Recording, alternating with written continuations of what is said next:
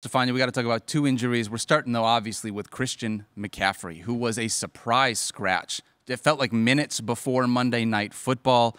Mike Clay actually put out a tweet because after the game, we saw that Jordan Mason was talking about how he was told potentially on Friday that he was either going to get the start or he would likely get the start, which as just a fan sitting on my couch watching this feels like, Kyle Shanahan, that doesn't feel good to me if this was the case. I know you're obviously not going to step into those waters, but I do want to ask you about Christian McCaffrey and what this could mean, not just for this week for fantasy managers, but beyond. Well, I think there is some value in looking at the process that we came to for fantasy purposes, which is that Christian McCaffrey had the calf injury that he was dealing with early in camp.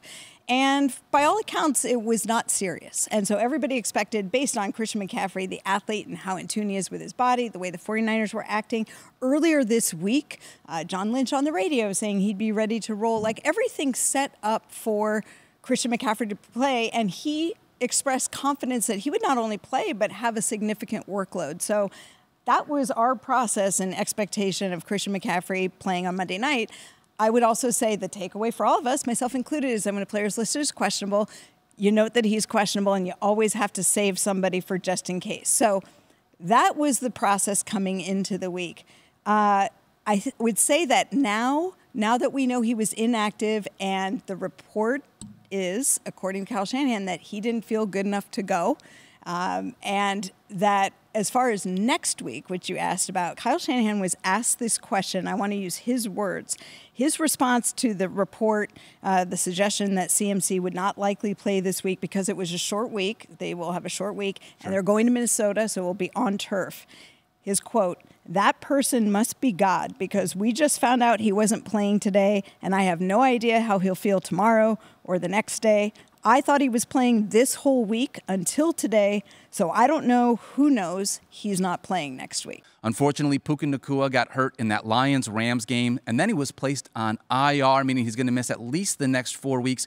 What can you tell us about that injury, and if there's anything else we need to know about Puka? So Puka Nacua is dealing with a sprained PCL. It's posterior cruciate ligament, one of the four main stabilizing ligaments of your knee, often injured when you bang your knee directly on the turf or you come into contact with something on the front and pushes your shin backwards relative to your thigh bone, and that's how you sprain your PCL. And we saw Puka Nacua go down on the turf with a couple of those mechanisms, so certainly that could be the reason this happened.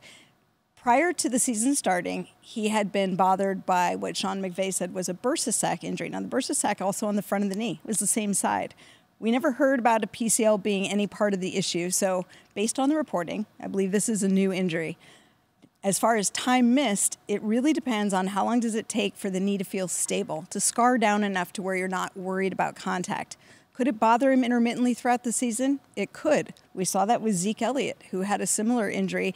It kind of bothered him intermittently throughout the year. So Nacua will be back, I expect. Could be longer than 4 weeks, but how he performs and plays really depends on how it heals during that time.